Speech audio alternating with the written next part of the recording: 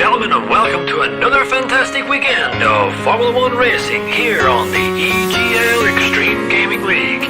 I'm Tipsy Bob, and joining me on the mic is my trusty sidekick and my good friend, Dad Vance. Covering all the action today, we're going to be covering everywhere from Monaco, Singapore, Abu Dhabi, and Bahrain, all across the world, all across the country.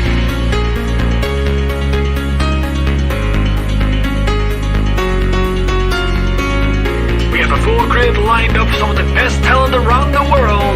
We have plucked them from all corners of the earth to give you some of the greatest racing experience viewing footage you'll ever see in your lifetime. Welcome, ladies and gentlemen, to the EGL.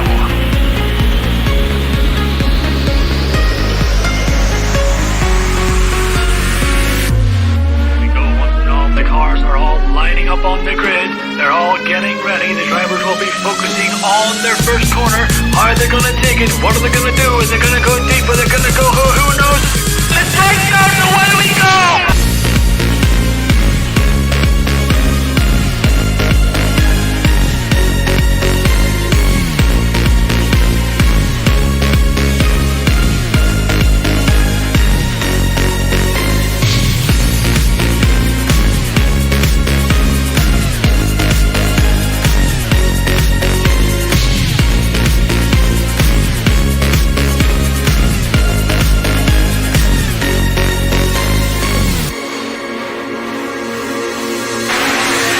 DRS is still active, and if Timo wants to get this moved on, he's gonna need to use this DRS zone, because I have a feeling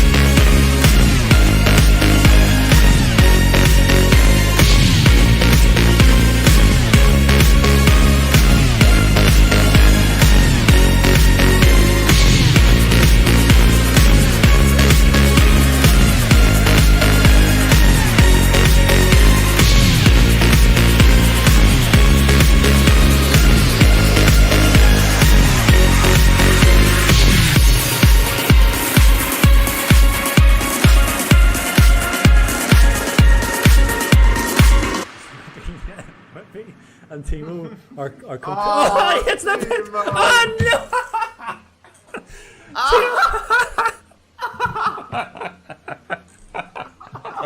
Oh my god, this is so sorry, control myself. So Timo So when we get a penalty too, so they can stand at the back together again, just like Timo likes it. how many hold on, times because- did you see how many times Timo tried to get into the pit?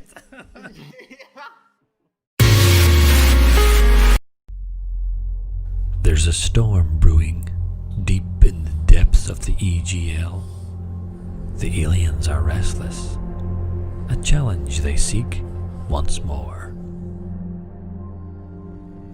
Extreme Gaming League presents an event between 5 league rivals. Talent, speed, precision. Extreme Rivals 9, 31st of August at 1900 CEST.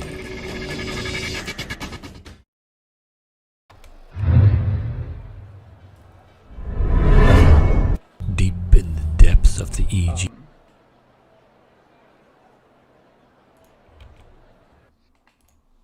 Welcome back, ladies and gentlemen. As you just saw in the intro, the Extreme Rivals Tournament number 9, so quite a lot of them, is going to happen in 2 days, the 31st of August, in, on Monday. And that is in 2 days. We've got some action for this weekend as well, of course, though. For example, in this stream, we've got SLR Tier 1. We are here at Catalonia, Barcelona, in Spain.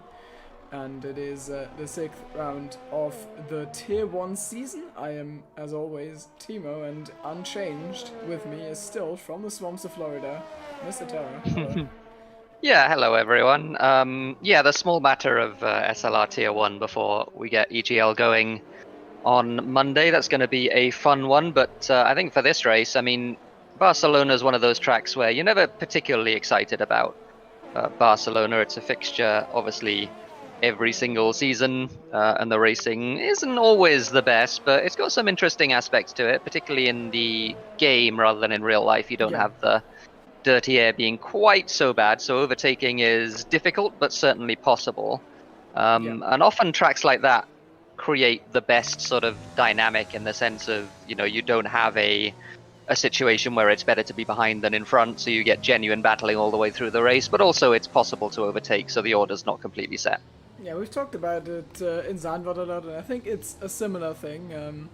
For anyone who's watched the Tier 2 race, you're probably aware that I am really good at overtaking, and it just, if you don't follow someone well through the final sector, you're not gonna get past, because, well, I personally always entered turn 10 after the backstraight with like 10, with like 2/10 or 3/10 of a disadvantage, and then by the end of sector 3 it was 6, and then on the straight it got back to 2 again, so it was an eternal fight against the dirty and me bottling sector 3, combination of both. So if you do that, you're gonna have troubles, but it's still possible. There is the long straight, and I think these drivers are capable of... Bailey spins into the wall in turn 9. He got away with it. He hasn't lost a wheel. Sorry to interrupt, but and Bailey for a Thompson second. spins! How do you lose a front wing at Barcelona? Where the... Oh, he's in the... Wait. Spot him. Left side of the screen. You can just see one wheel on the TV cam. Yep. That's the one. He looped it on the exit. He got a bit of a wiggle out of turn 9 and didn't manage to catch it, so around he went. But didn't lose a wheel. We've seen some large accidents there in the past. Yeah. Thankfully not for Bailey, though. Just as a quick warning, I will make the how do you lose a front wing in Barcelona joke like at least 23 times from here. It will happen, and I will not explain it, and someone else has looped it. 2 people have actually looped it. And that's Yugos. Oh. And, along with him, is that Tipsy? Yeah, it's Tipsy, and they're doing exactly the same thing. Tipsy and Hugo both off in turn 9. Tipsy tried to recover there and spun again, which is always. I mean, you never like to laugh at drivers when they do that, but it's always funny. It's never not funny. So sorry, Yeah. Tipsy. I think he can sympathize with that. Is he gonna? Oh, my game's frozen. How could I not have seen this? Oh no. Also, another thing that's happened now, which made the start of this stream particularly professional, is that maybe you remember last week. Every time, it seems to be a recurring theme. I just get a black screen and then I have to tab out and tab in again. I don't know why. It caught me off guard the second time now. I don't know what it is. It happened to me before when I did it. It's weird. OBS works in mysterious ways. Is that just? Yeah, it's Justin, who is on his in-lap, has put a time in. Right. Okay, now, well, yeah. Go on. I was going to say he seems to be alright. He's taking the MotoGP layout through turn 10, so getting out of people's way pretty smartly. I forgot what I was going to say. So yeah, sorry. Go on. Now you. I did as well. More professional commentary from the SLR Tier 1 boys. I don't know why everyone. I don't know. I remember. It was strategy. Strategy was the keyword. Qualifying tires, that's it. Yeah. It's quite an interesting situation here. I think I also feel like I say that every single week. But with my tire management, I blew a tire in practice from soft to hard. On the last lap, in the last sector. But there were like 3 laps or something where one of my tires was in puncture territory. I did loop it on the softs multiple times, so I had to pit earlier, but still, if you do soft hard, the hards are gonna be stretched like to the extreme, so medium hard is a really viable strategy here. You also saw it yesterday in SLR Tier 2 where me, for example, or other drivers went through the field by qualifying on mediums, or like intentionally qualifying out of the top 10, and then going up the field through that order. I think the top drivers were exactly the ones who went for the medium to hard. I think there was like a block from them, like P7 to P12, and they ended up being in the top 5. So it's definitely a viable option, and right now, let me go from gaps to actual lap times, we've got Jensen in P5 on a 15.9. Wait, is that actually fitted? Or is that best? Let me... it's fitted. So... Yeah, I just wonder how many of these times are real. Exactly. Because I think a lot of drivers will be sandbagging without being wanting to put a lap in on softs that they can't beat on mediums. I think that's quite likely. I think a lot of drivers will be doing that. And I think most of the field will probably try and qualify on mediums. Those that don't, those that do think they can do the soft hard instead, I think might be in a fairly good position if it's only a few of them, because they will be qualifying at the front. They will have that track position. They will maybe be able to make a break earlier on. But yeah, I think what you said is right. I think in a vacuum, medium hard is the fastest. You do have to conserve with the soft hard, and 2-stop is just slow anyway because the extra pit time that you lose. So yeah, it'd be interesting. Yeah, and in qualifying, it's always a little bit of a mind game, because you want to get into P11. You only want to go into the top 10 if you are on mediums. Otherwise, there's going to be an issue for you strategy-wise. It's just not as optimal. And therefore, like, look at this time by Gary. It's a 15.4, and why do I get freezes? It's a 15.4, and that's not a Tier 1 well, it is, but like not as quick as I imagine Gary can go.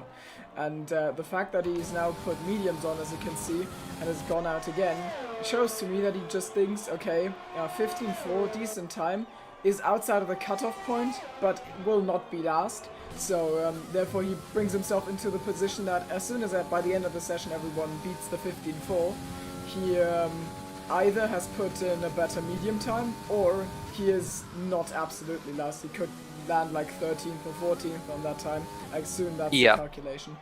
Yeah, I think that's about right. And yeah, I mean my Tier 3 qualifying time was a 10th or so slower than that, and That's on the pad, and that is not a representation of how fast you can go on the soft tire. I would expect if anyone really tries to do the soft, any of the fast boys tries to really do the softs, it's going to be a low 14. But Gary is, well, we don't get a second sector time, unfortunately, because the game bugged out. Oh, He's 2/10 up. Okay, so yeah, he's going to try. Yeah.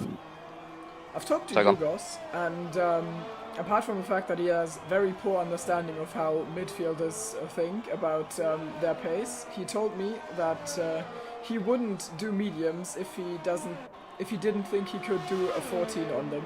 And that's what I mean. He doesn't understand that I can't do that on softs, but that's okay. Well, I think most drivers. I mean, I guess that's the calculation. Like, how many grid places are you going to gain? Are you going to be in the top 10 if you do softs? If you're at the back end of the top 10, it's certainly not worth it. If you can be right at the front, though, I think it probably is.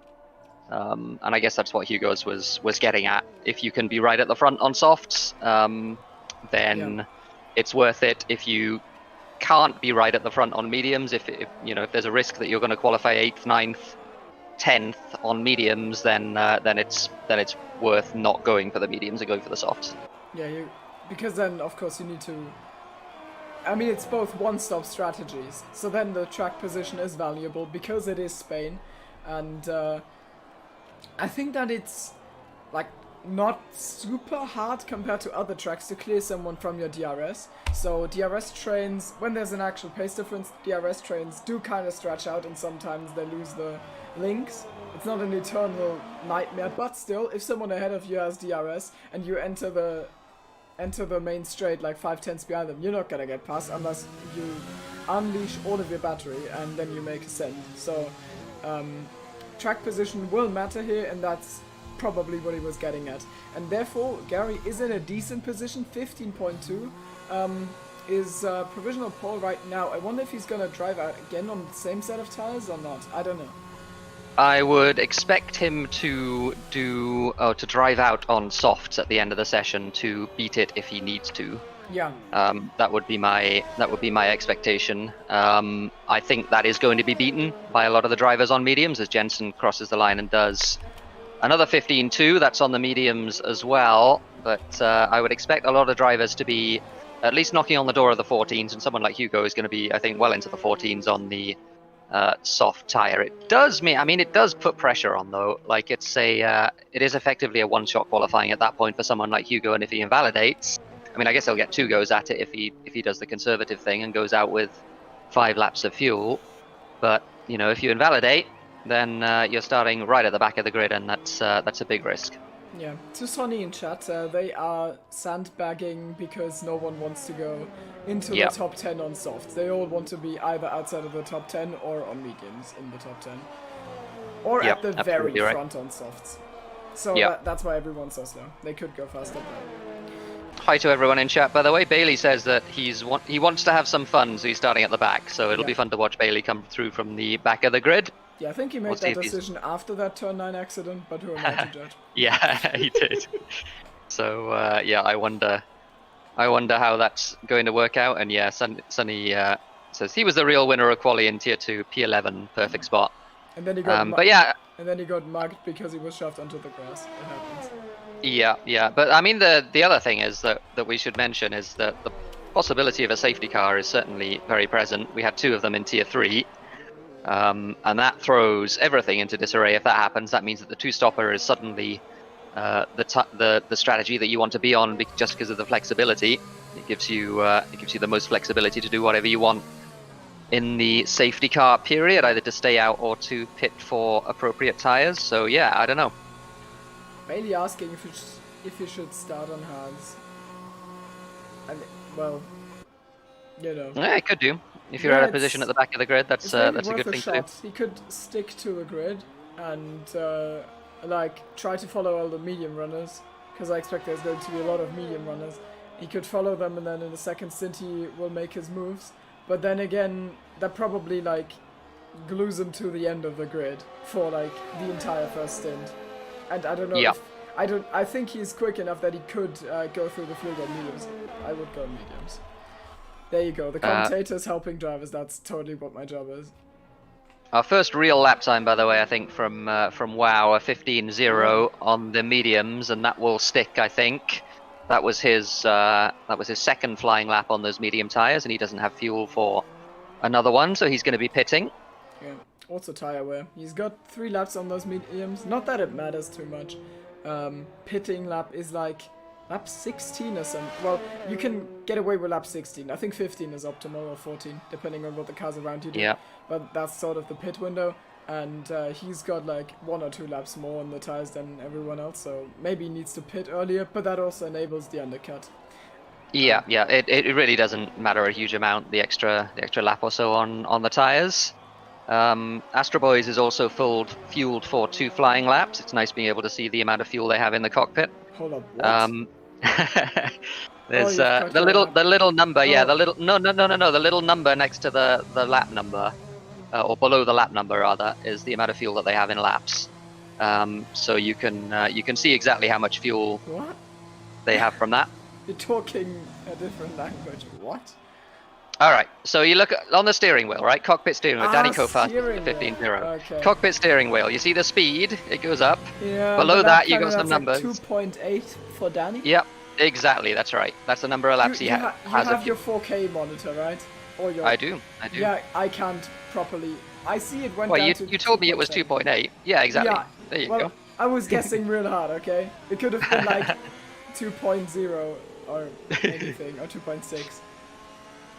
But yeah, okay. I can barely read it. In any case, we got several drivers on hot laps now. Copy is on 1.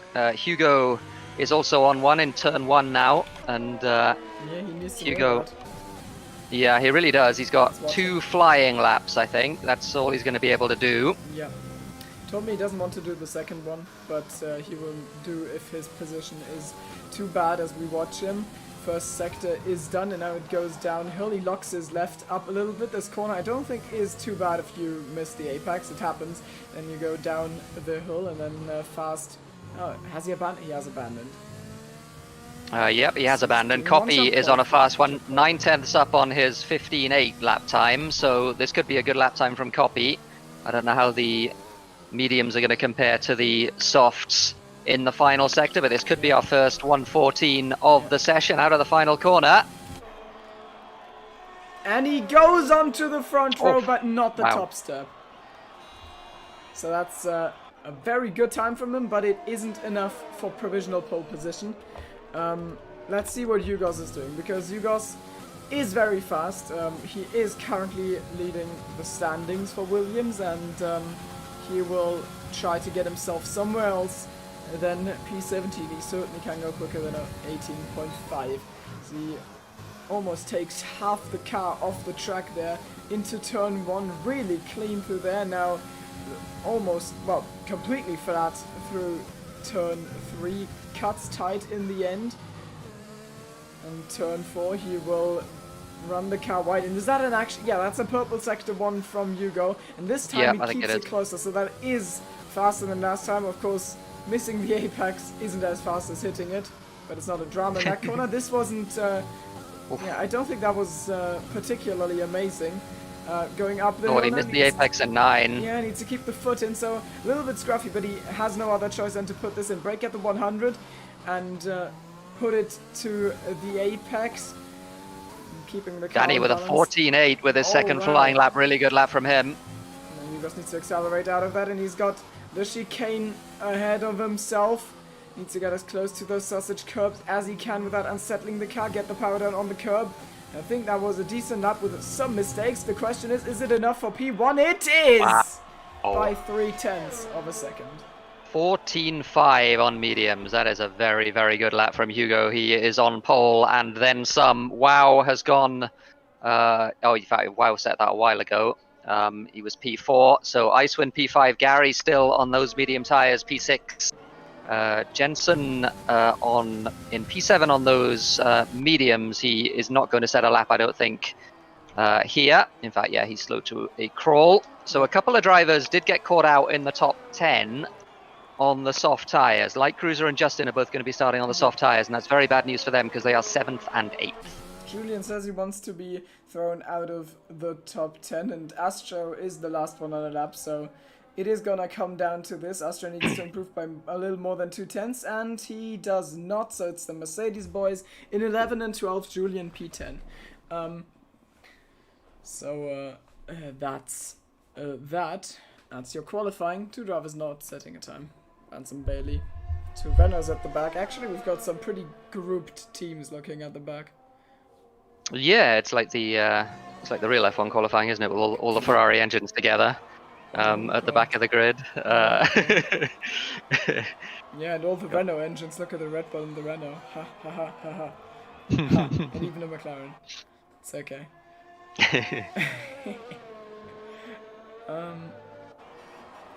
Yeah, Nikolaitis getting outdone by Yugos on mediums. Not a shame, though. That is an insane lap time on the mediums. 14.5. Yep. Only 2 people in the 14s, Hugo and Danny, who've been at the front of the grid together a couple of times this season so far, both in SLR2 and 2 SRL. It's time for your West Coast East Coast reference that no one understands who's not a Brit. It's, Oh right, yeah. They are on either side of the Pennine mountain range in England, yes. in northern England. Aha. Mm-hmm. There you go. Okay. Local knowledge for you. And you could probably just tell that just by listening to them because they said Yep. so. Okay. That's how accents work in the UK. You pretty much whenever you open your mouth in the UK, if you're from somewhere with a strong regional accent, you can be pinpointed to within, like, I don't know, 50 kilometers a lot of the time. It's kind of funny. Yep. I can't even tell German accents apart. I literally only know, like, absolute cliches, then German, and then, like, Bavarian. That's it. Mm-hmm. Okay, so one thing that I have failed to show on stream every single time so far, but we can now take the time for, is the current championship tape. The current championship tape. But why is it not? Dude, OBS makes me want to do things. Why is it not showing? Yeah, I don't know. It's a black screen at the moment that I can see. Tell why. I had them on earlier. I even adjusted the. Do you have to uncheck the game capture? It didn't work. Oh dear. Let me. Why don't you read out the top of the championship? Because someone put time into this. Oh no. I've got this. Okay, I'm downloading them right now. You're not missing anything, by the way. It's just a loading screen. Yeah. That's why I thought it was the perfect timing. But the car's about to start their formation lap. That's okay. Here you go. I remember rearranging this inside, so I know it was there. I even, like, I don't know. Well, we've got a Williams dominate the championship so far. I haven't seen that in a long time. With Yugos leading the championship by points, maths, 17? 17. Yep, 17. So yeah, I mean, Williams, the constructors, I don't even want to see the constructors because that's pretty one-sided. Yeah, that's the only reason I'm not showing them to you.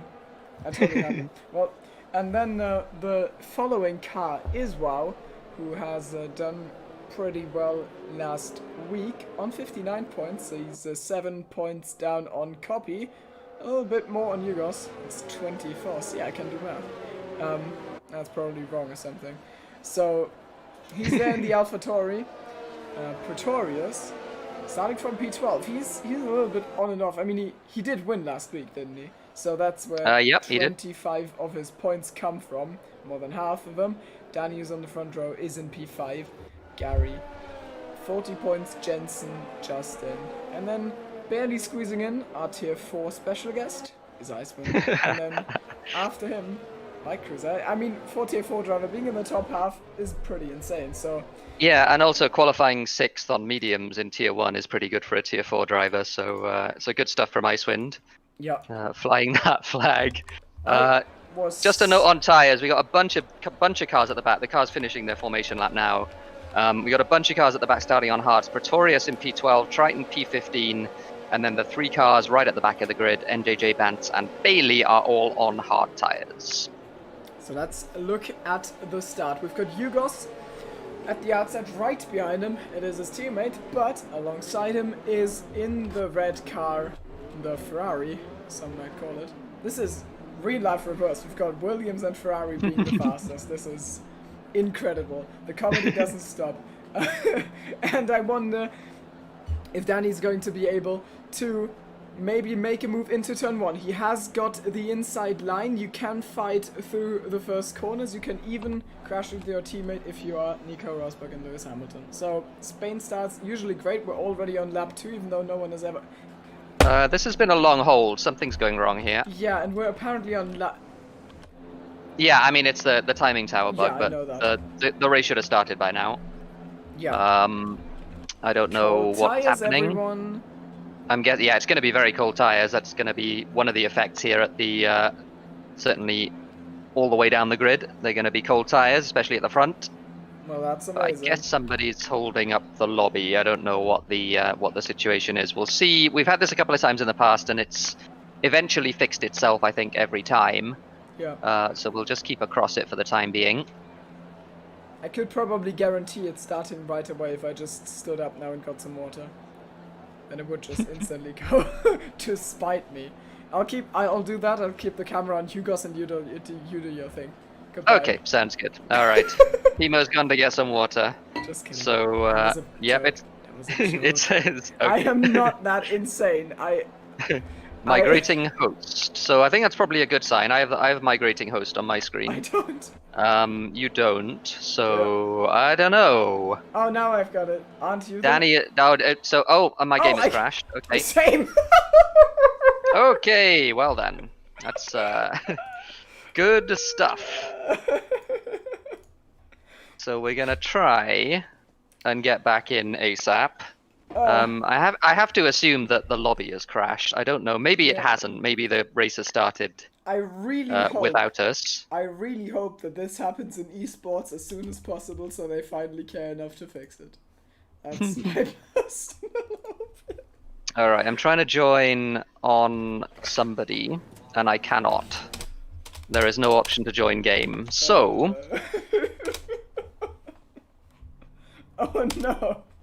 and Light Cruise has just gone back into the game. I think that the game crashed for everyone. That is my assumption, but I'm not sure. I hope that every single one of the 20 drivers thought they were the only one who had crashed for, so everyone's panicking. That would be brilliant. Am I a terrible person? I don't. Okay. Well, There's a bunch of people in the... Yeah, okay, so yeah, it definitely crashed. It definitely crashed, there's no doubt. So the race hasn't started yet. So it looks like we're going to have to make the grid based on qualifying. Let me just grab a screenshot from the stream. have you got something to talk about in presumably 5 to 10 minutes? No, not particularly. I think we're just going to hang out. We're gonna have a discussion on the Vietnam penalty now on stream. That would definitely pass the time. Okay. Oh man, that would. I don't know if we got quite enough time for that. It's we do want to be want to be in bed tonight at a reasonable hour. We don't need to do the full thing. We just start and bring up arguments, and then after 5 minutes, then when we're done, then we just stop. And I will cook like I will cook. That doesn't work in English. How do you say? I will be boiling. Is that something you could say? I If will you're be angry? boiling. If you're angry? No. Yeah, kind of. It's not kind of. Yeah, you'd be. I don't know, just like. Yeah, I know what you mean. I don't know how best you'd say Yeah. that in English. I think Well- you'd get the sense by saying I'd be boiling, but I yeah. wanted to say I will be cooking of anger because that's literally, you can say that in German, and there's loads of boomers making wife jokes about that. So it is something that happens, Nice. and I can't do it in English. I need to adjust. So as we're waiting, do we have some? Let me go to the showroom so we've got something to look at. I have in fact posted the screenshot of the order. You'd be fuming. Yeah, that's a Fuming, good that's the word. one. Well done, Kitsune. That was excellent. Yeah, fuming. I'd be fuming. I'd be cooking. Fuming. You can be sure if Tipsy was German, he would make that joke. Let's put it like that. I think that makes it understandable for everyone. Let's go. Let's look at. So yeah, the drivers that are on softs are now on fresh softs, which is kind of a big deal. That's Justin and Light Cruiser, I think it was. We're gonna have a custom grid. And yeah, otherwise, if any drivers are listening to this, make sure you load your setup and make sure you start on the tires that you qualified on if you're in the top 10. Also, unironically, I will get my water now. Okay. So that's the situation. Thanks for sticking with us, folks. Always get some interesting things happen when you try and do multiplayer in the F1 games. They're not it's not necessarily their strongest suit, but we persevere in any case. We will get a race this afternoon. Thanks everyone for joining us in chat. We've got X Crystals in chat. Welcome along. We got Dragon, we got Sunny, we got Owen, we got Kitsune, we've got Justin, who's a driver.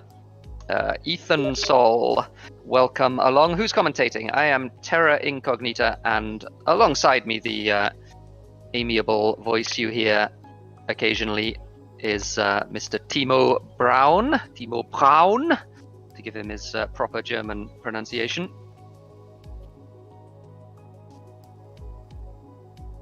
But yeah, we'll just wait for the grid to be set up. It'll be whoever the host is doing it, Danny. Where is Timo? It's a good question. He's going to get some water. Mr. Veldmenica, Mr. Niels, Mr. Nico, Mr. Lots of different names, Mr. Hagrid. Welcome along. We have 747 in chat as well, who is Dutch by the looks of the profile picture. Welcome.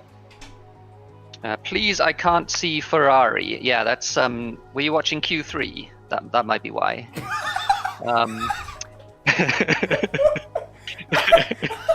Sorry. I can't back No. I guess he was talking about the what's on screen, which is the Red Bull, but yeah. I know. We're looking at this is the hip car now. It's as fast as the Ferrari and has a better look. Hey. Change my mind. Williams Racing. Yeah. I wish I thought they give like the car spins and they're like different shots, but it's very static, so it's kind of disappointing. F1 game, what are you doing? Yeah, they could at least do the little thing that the Forza Horizon games do or whatever, where you can spin around the car and look at it from every angle. Or like even ACC, if you're AFK, shows you your car. So I hope that would happen, but instead you got to look at a static Ferrari, which is approximately what you should be used to if you have seen Sebastian Vettel perform a hot lap this weekend. So, anyways.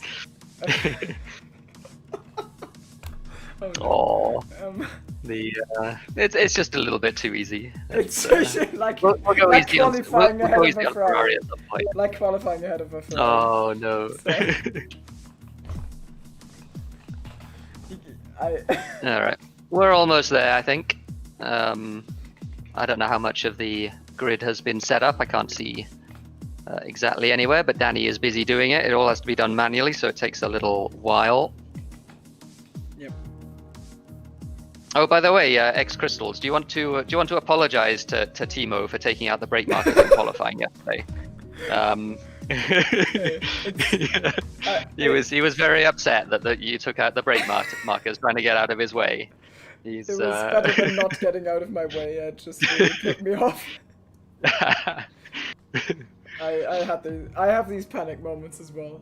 It's okay. Well, we've got. Also, Fedavara is Crystals then? Or... Yeah, he is. Yeah. Okay. He's. Okay. All right. It looks like we're ready to go. Yeah, and this time for So, an actual start. That will Yeah. be hopefully exciting. As I have already tried to outline, there is a long sprint towards turn 1. We have seen some epic moments in the first corners of Spain, IRL, and in the game. Tier 2 last season comes into mind. If you remember that was Nethluke and Vinny. I don't remember. It was Nethluke Was that the and one? Vinny Was that the one that taking happened each down other the straight? Yeah, but Nethluke Ah, and Vinny okay. taking each other out, like, right out of the box. And then, yeah, everyone, like, kind of died. It was funny. Also there was this one British guy who just lost it on traction. I don't know, he used to be like... Yeah, he he used to must runner-up be a multiple scrub. times, but I think he is like... Yeah, he must very be a washed scrub. up. I don't know who he is. Never heard of him, so he can't have been any good. Heard he lost his teammate in Renault last season to us. That's incredible. I know. It's me, in case anyone doesn't get the joke. Ha. But yeah. We have achieved comedy, and it got funnier the moment you explained it. It was Oh, supposed man. it was supposed to be an insider joke only the selected people understand and find funny, notably you and me, and that's about it. Because that's what broadcasting value is.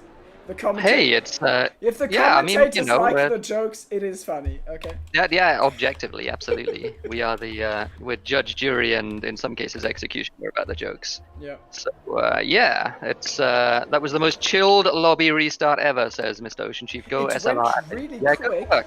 Good work. Yeah. And there Absolutely right. wasn't even anyone like complaining about Oh, Mr. Bantz. And Mr. Pretorius, actually. setups. They do not seem to have remembered what... Oh, no, hang on. Because they're outside the top 10, so they can change their tyre if they want to. Fair enough. All right. So they're not on... They didn't decide to go for the hard tyres in the second restart, which they did in the first start. But I think they're allowed to do that, so fair enough. I'll give them a pass on that one. Yeah, they probably like they saw. Oh no, I'm on hards. Alright, let me quickly DDoS Codemasters. That's what happened. Yep, Yeah. exactly. Cause the whole lobby to crash. Yeah, to be honest, praise to the admin team because that was really quick. Yeah, it was. Only had enough time for Timo to get his water. And yeah, that's all you can ask for. Savagely roast Ferrari. That's well, okay.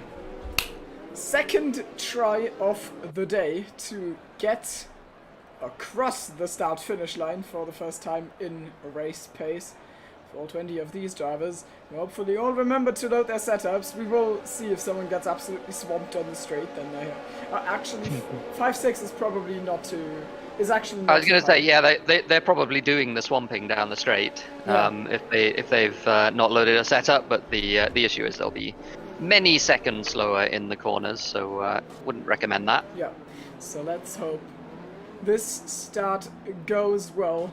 First turn is the right-hander. Danico will be on the inside line, so he will probably be able to at least have a look at Hugo, and this time it actually looks like it worked, except for Gary. Oh, we've lost Gary. Yeah. But we still go green in... What's... Huh? Yeah, that's not a real car. That's an AI car of Gary. Hugos is leading. Danny's absolutely nowhere. We've got the Williams running side by side towards turn 1. Copy's gotten off the line well. Wow is looking onto the inside, and the two Williams are fighting side by side. Are they going to leave each other enough room? I assume Gary has done a jump start, and Wow is now getting involved as well, and he's picked one of the Williams up, splitting them off. Danico's absolutely dropped through the field. He's in P9 or P8 probably, because Gary doesn't count, but Wow saw his chance and he took it, and now Light Cruise is the next one. He's dead. That's Jensen.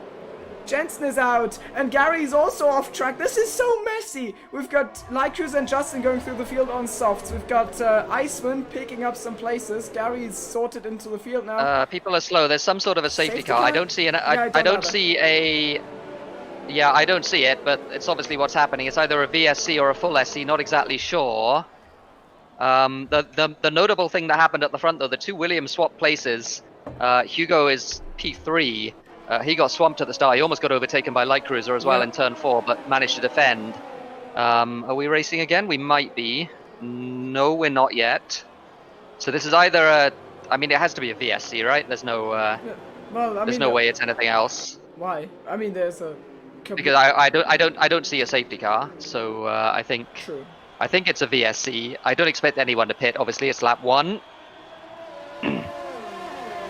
Still full course yellow. Going again? Drivers No, I don't think we are. I don't think we are.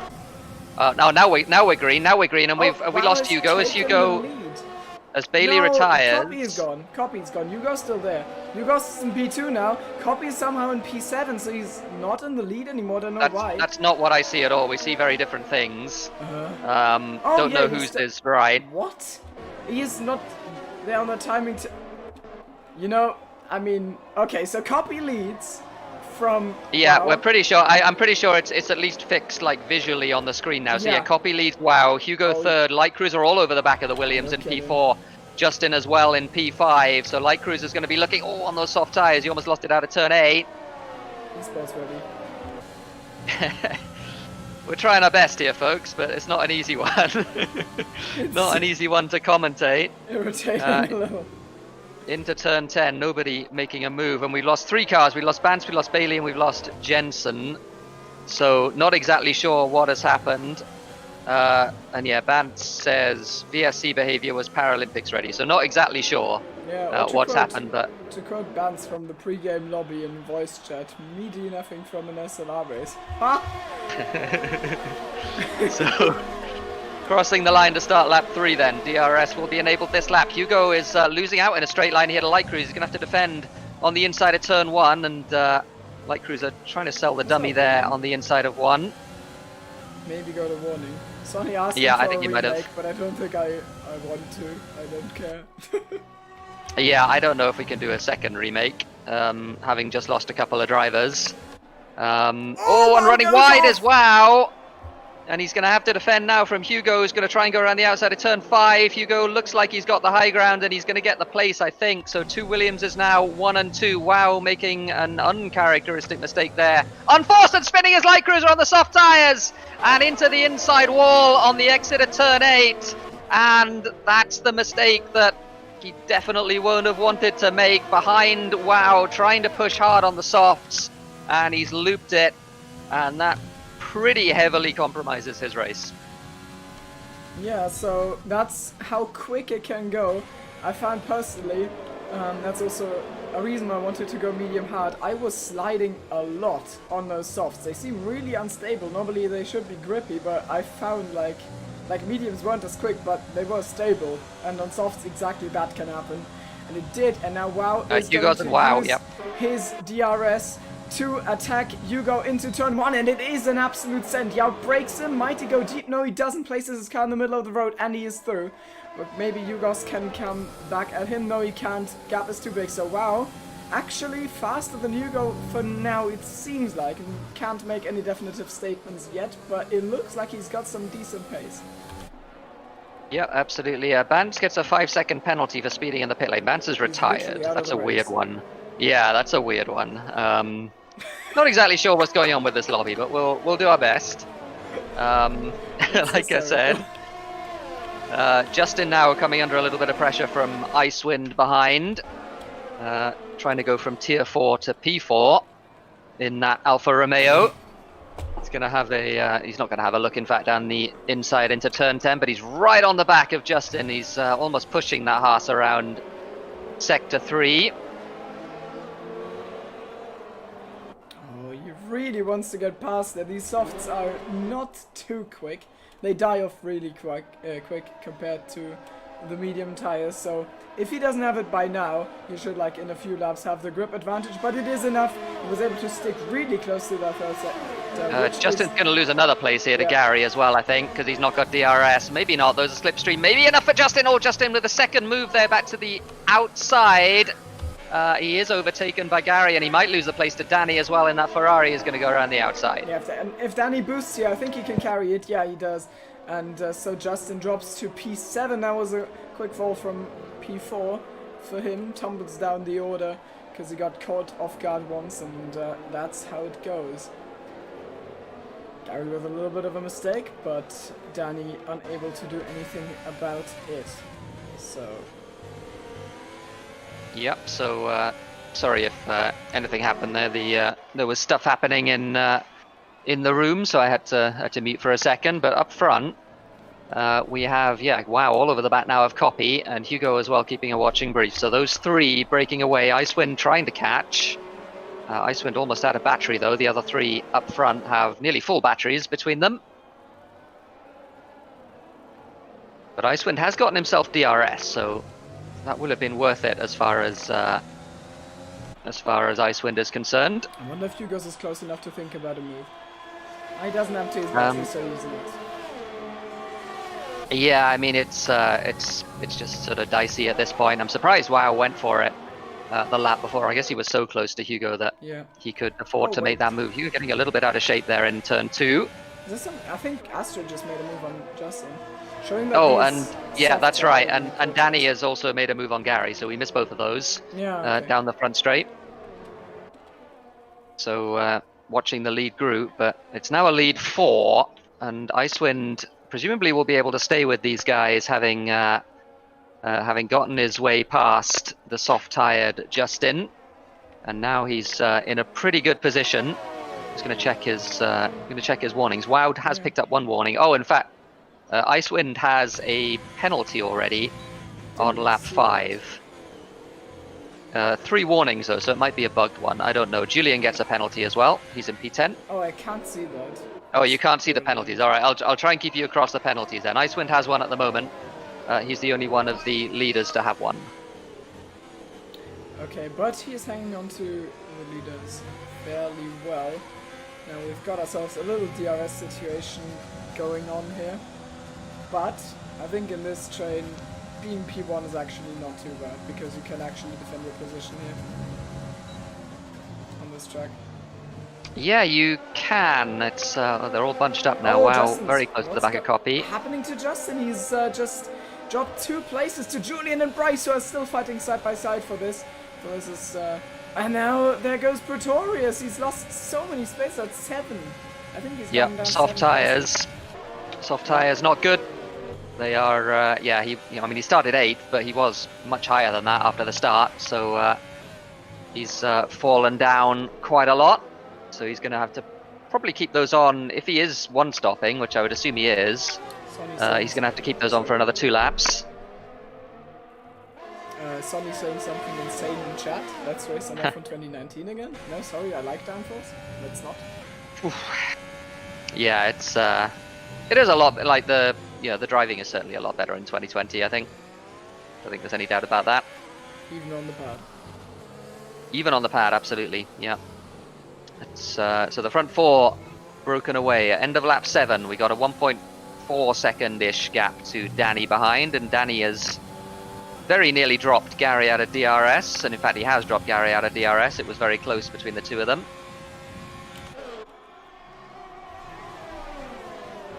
Icewind is hanging on to the back of these 3, so despite the lack of battery, he's able to do that.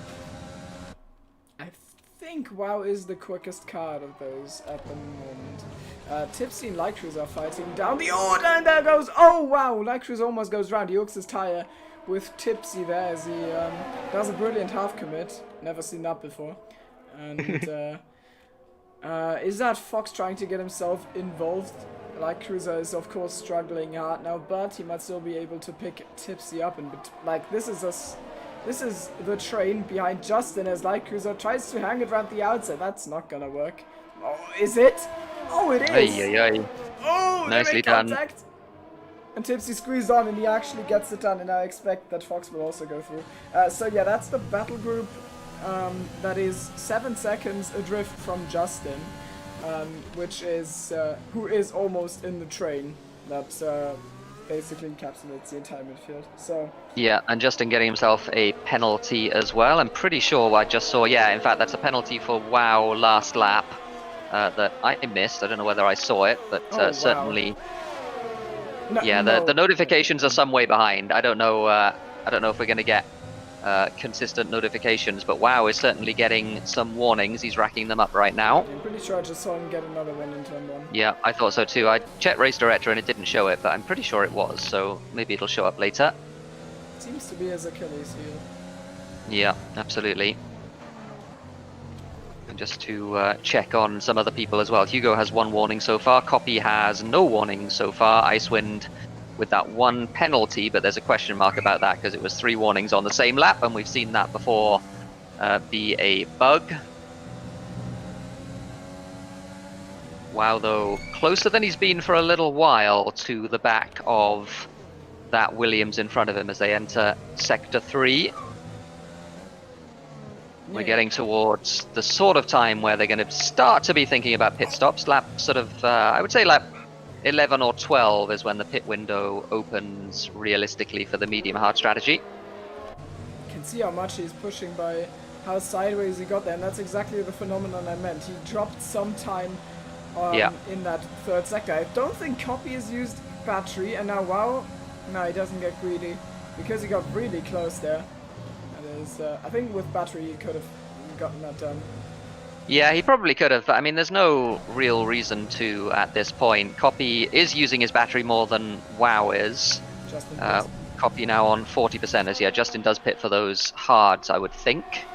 So he's going to drop right to the back while he does that, but he won't have to pit again between now and the end of the race.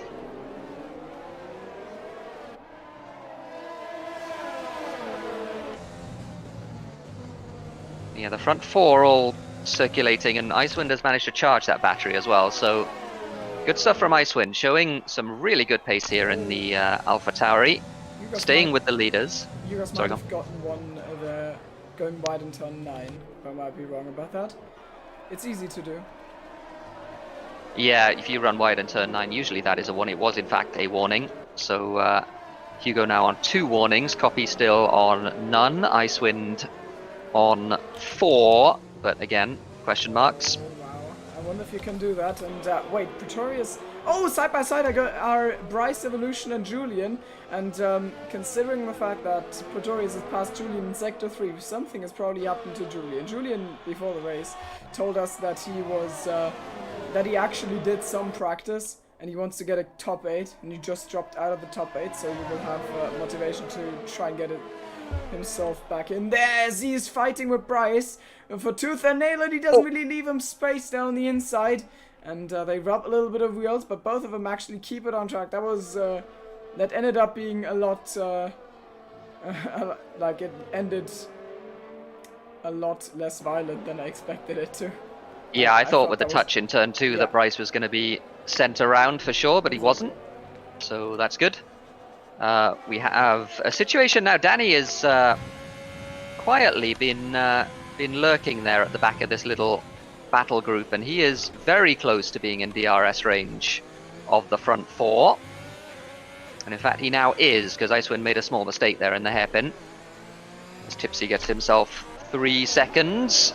We'll try and keep across the penalties. You're not going to see them on screen, the penalties, but I'll try and keep you across them as much as possible. And yeah, Danny is now firmly in this little battle group, so it's now a 5-car train at the front and then a 1.6 second gap to Gary in the racing point behind. And WoW is getting so close to Copy. Yeah, it's all very cat and mouse at the moment. WoW a couple of times could easily have made the move on Copy and decided not to. He'd rather be just a little bit behind, but the front 4 very compressed at the moment. Really not much space between them, and one small mistake in there can set off a chain reaction when that's the case. People potentially losing front wings, but these drivers don't make too many mistakes, so it's not all that likely. You're trying so hard, I can tell. It's quite rough. Not a good look. This is lap 12 as well, so I think this is the time now when we're going to start to see pit stops from these cars. This might be the earliest lap they would consider, but any time over the next 4 or 5 laps I think is when we're going to see it. Yeah, I think that's about right. Of course, the undercut is quite valuable, but with how much the hards wear, there's also value to stay out longer and do it that way. Well, I was probably just waiting for the pit stops here, as he once again gets really close to Copy, maybe looking to the inside to make him a little nervous. I doubt it will work on Copy, though. He's a seasoned driver. He usually keeps his cool very well in the car. Yeah, he certainly does, and as you mentioned, the Achilles heel with WoW. WoW has picked up 2 more warnings in the meantime, so he's now on 5 warnings, which, given that they've been driving in formation, isn't all that great for him. He's already 3 seconds down on penalties in reality. Straight goes Fox. Did Fox just get a penalty? No, I didn't see one, okay, so, but he might have. He lost some I think time I'm getting penalties. Yeah, I think I'm getting penalties delayed. He didn't even get. Oh, hang on. On Bascadinho, and they're still fighting through Sector 4. This is the fight for P12, and Tipsy has managed to remove himself from that fight by just making the move on the straight and then running away with it. And now he's watching this in his mirror, probably giggling, because he gets a huge gap off. They are already out of his DRS, and so Tipsy solidifies himself in P11. So if something happens to someone in the top 10, Tipsy might be in the position to pick a point up. He's basically cosplaying the Chief. Yep, absolutely right. So Tipsy told me before the race he hadn't done very much practice and told me to go easy on him, but putting a pretty good show on here. Danny and Gary both pit. Danny is the first of those front runners to blink, so I wonder if we're going to see. Well, I mean, we will see these cars in the lead group, which is now 4 cars, pitting over the course of the next 2 or 3 laps anyway. But with the undercut threat of Danny, that makes it all the more important that they do it sooner rather than later. Yeah, they will want to cover, and I think we're going to see Copy in this lap, because I believe that at Williams they can't just both pit the same lap. Yugos will get held. Yeah. So I assume Copy has the right of the first to pit stop first. as he's in the lead. But if he doesn't, then I expect Yugos to go in. One of them has to this lap. Otherwise, they need to do it laps 15 and 16, and that's bad. Yeah, and Sonny asks how much battery does Copy have? Almost none is the answer. He's got about 25% at the moment. Wow, with another 3-second penalty there for running wide on the exit of that right-hander. Copy does pit that's a warning, though. this lap. You can't pit like that, I think. Okay. Go into the front wing gone for Yeah, WoW. he lost his front wing there. Wow, braking for the pit lane, just leaving it a little too late. And WoW will they be able to change that wing? They are changing that wing in the pit stop. That's him, basically. It's a lot of time lost, though. Yeah, absolutely. So we'll see where Copy and Icewind come out. Neither of those two had any particular dramas, and Danny, I would think, is going to be coming down the pit lane exit now. And yeah, he has jumped Icewind, but he has not jumped Copy. So Danny, with the fast lap he did on hards, is right on the back of Copy, but Copy looks like he's got that position for the time being. They're all still DRS locked, of course, so in reality it doesn't make a huge amount of difference. Hugo's staying out an extra lap, though, and he is using his battery, I can tell you, in this lap and the in-lap to try and get, and in fact, a purple Sector 2 for Hugo as well. So he is pushing hard to try and either jump his teammate or stay ahead. Oh, there goes Danny! Off he goes into the wall. That's his wing gone. He pushed too hard, and the car was unsettled at that point. Elevation change and made that possible, and there he goes. Oh, no. Everything that can go wrong for the Williams rivals has gone wrong. WoW crashes has an incident in the pit lane. Danny cracks in turns 7 and 8, and Iceman already has a penalty, so the Williams are set for 1-2 right now, I think. Yeah, it looks like they are. Complete disaster for Danny, of course. That's an awful time to crash. He will, I don't know whether he's going to pit. He's not going to pit. He's going to try and hang it out with the damage, but he certainly will lose lap time from that, and he's going to be vulnerable to those behind him as well. Has Hugo's come out in the lead? He has. So Hugo's with the overcut has jumped his teammate, and that is very impressive, I have to say. The fast in-lap did the trick. And Hugo now in a position where I was going to say potentially can pull away. He needs to break DRS to do that, but he does have the tyre advantage. So it might be that he's able to get out of that 1 second DRS range. Yeah, and that just like solidifies him at the top of the championship table. He seems to be consistently quicker than Copy. Even though Copy put up a good fight today, but still somehow Yugos managed to end up in the lead. Well, somehow, obviously just by driving very fast. It's not like it happened as a coincidence. Obviously, it was his great performance that made it possible. Still, I did not see that coming. I thought he was gonna slot in behind Danny, but Danny's gone, so between Copy and Iceman. And instead of that, he's now leading the pack by 8 or 9/10 of a second even. And Copy has to hold on for dear life if he wants to have a shot at winning this race. And for the other challengers of Yugos in the championship, WoW has had a little bit of a rough season. He makes an uncharacteristic amount of mistakes this season, I think. And that's just I think so cost too. him again today. So Yeah, with the penalties as well. Wow, I mean, we saw it in Australia with both AlphaTauris struggling with penalties, and we're seeing it again today. Yeah, just gotta maybe just tidy things up a little bit. I think wow, he's got the pace, we know that, but just one or too many mistakes. Hugo, by the way, has not managed to break Copy's DRS, and Danny did pit for a fresh set of medium tyres. So Danny is pretty much in safety car territory now. He needs a safety car to get himself back into this race in a meaningful way. But even then, it's going to be difficult. yeah, But up front, 0.9 is the gap between Hugo and Copy, and I just wonder how much. Yeah, Copy using a little bit of battery to try and keep himself in range. Right on the edge. He needs to have a good chicane here. Get a good exit. I think he just about did enough. yeah, he's got the DRS still. Chief asking about the penalties, and I think he has got 2 warnings, and Copy has got none. So that's the situation. Both Williams penalty free. And Yeah, that is still the case. Hugo 2 penalties. Hugo 2 warnings. Copy no warnings. Icewind has 4 warnings total. Don't know how many of those are legitimate though. oh, Astro is dropping.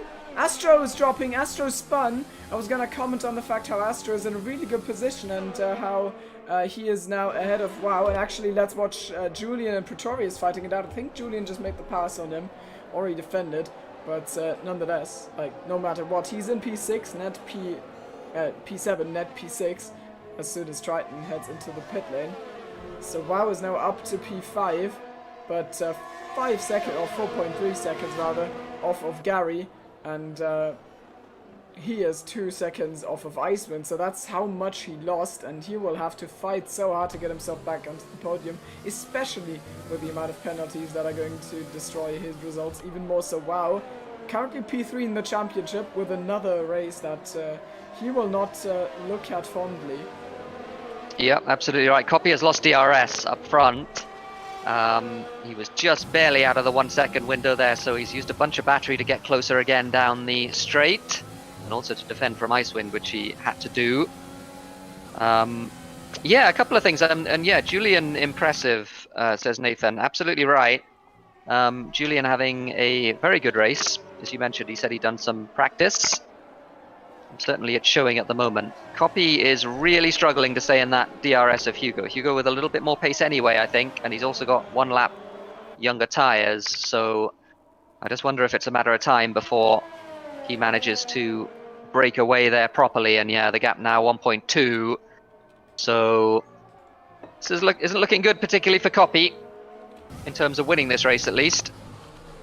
Yeah, the only way I see it happening is either some weird safety caution, but no, even that would hamper him because he's behind his teammates, so that's not gonna help him. It's honestly just penalties. If you guys picks one up, I reckon Copy could maybe stay in the 3 seconds, but I don't know. I think not even then. Yeah, I think not even then. I think the only way. Yeah, no, I think that's right. Copy also going to come under attack here from Icewind, who does have DRS. He is using his battery, and through he goes into P2. And I just wonder, Icewind seems to have a lot of pace. He really does. So I just wonder if he's going to be the man to lead the charge. on Hugo. Again, he's got that same tyre disadvantage, so you wouldn't necessarily think that he could get close enough of his own off his own back, as it were. But certainly, he's going to give it a shot.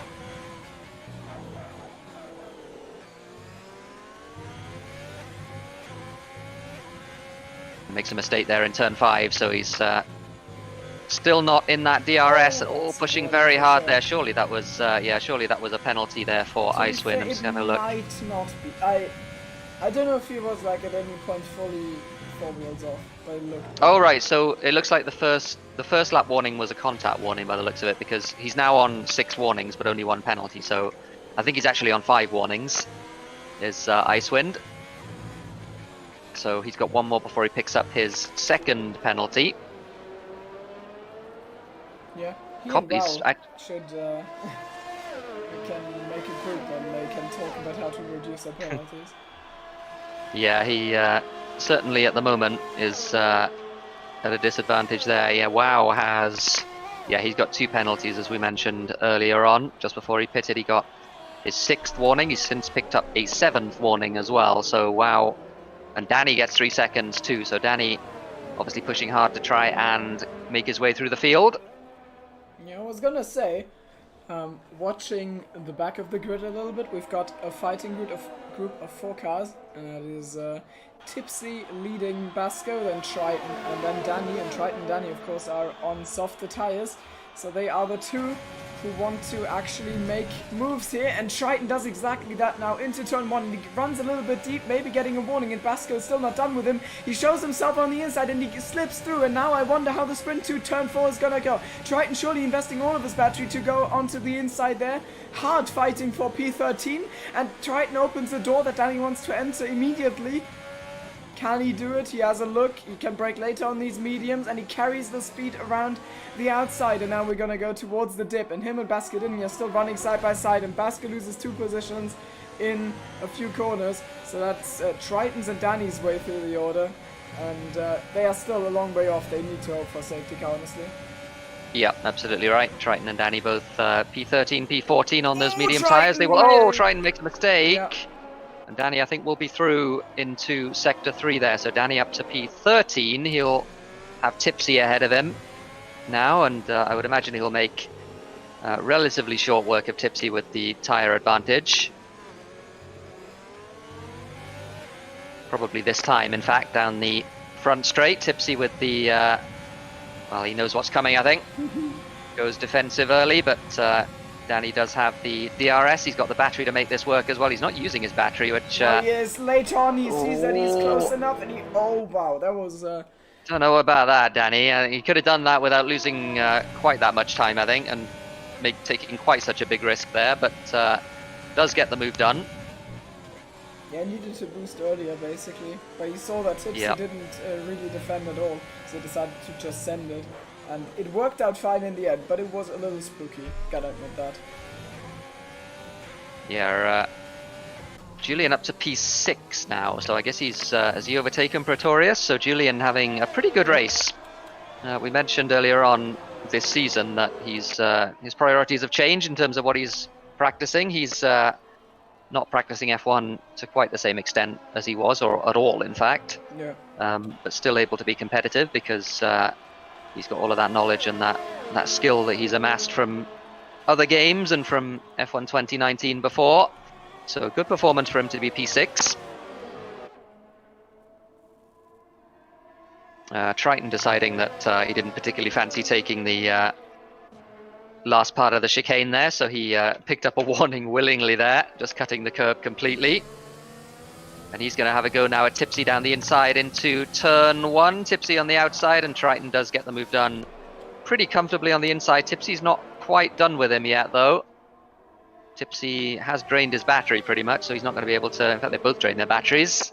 But Triton is ahead, and I think will stay ahead on those fresh mediums.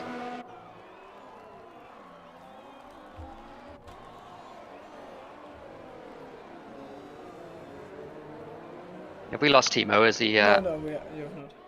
Oh, there we go. He's there. So lap 23, 10 laps to go, and as they start lap 24, And up front, I mean, I don't want to say it's over, but it looks over to me. Hugo has a 2.5 second lead. He has slightly fresher tyres than both Icewind and Copy behind. And Icewind has picked up a second penalty as well. So Icewind now with 6 seconds worth of penalties. Copy still completely clean, doesn't have a warning. So at the moment, all Copy has to do is hang on to Icewind, and he will pick up the second part of the Williams 1-2. As an explanation to Sonny, at the pit stops, Wow got a front wing damage from rear-ending Copy on braking for the line, so he dropped like 7 seconds to that, and Danny out of the pits instantly spun, so that's 2 positions for Icewind, and then the last one was just him driving faster than Copy and eventually getting past, so that's why he's in P2 now. Yeah, absolutely right. And yeah, Jensen making a very good point. Gary doesn't have a single warning that I can see. Oh, Gary's going to be bugged, isn't he? Because he left the session at the beginning, and then he came back. So, don't know about Gary's penalty situation. Yeah. He doesn't... I mean, I assume he's... I mean, maybe he's driven a clean race, I don't know. Copy has driven a clean race, but with Gary, of course, he disconnected at the start of the session, so no penalties at least visible for him, and that means that Icewind is going to be relegated to 4th place in the standings, and Gary takes that podium spot, so yeah, I don't know. Yeah, Jensen making a really good point. I think we should restart. Yeah, it's yeah, well, yeah, we got time, haven't we? Nobody's doing anything tonight. We can do another lobby, another couple of lobbies maybe, however long it takes before we get a proper race. But no, this has to be good enough for the time being. Unfortunately, we are beholden to the timings of SLR Tier 1, and as a result, we will be sticking around. NJJ retires. Now, one thing that could make things interesting for a lot of drivers is a safety car. Are we going to see one? Where is he? Oh, that's not in the pits. No, it looks like he crashed. Yeah, and I wouldn't be able to see the safety car, so if everyone suddenly slows down, we know why. It doesn't look like it. No, it doesn't look like it. It doesn't look like it. So, completely green, so everything all fine. No particular drama there for the leaders. They are going to keep their lead. And we have 8 laps to go in this one. Hugo leads by 3 seconds almost, which is actually more than that because Hugo does not have a penalty. Icewind has 6 seconds worth of penalties. Copy doesn't have a penalty either in P3 and is now out of Icewind's DRS. And he's got Gary for company as well in that racing point. So Gary in P4, who doesn't have any penalties either, but we think that's due to a bug. Because he left the lobby early on. But Gary is making his way back in this race and is P4, P3 in the penalty situation.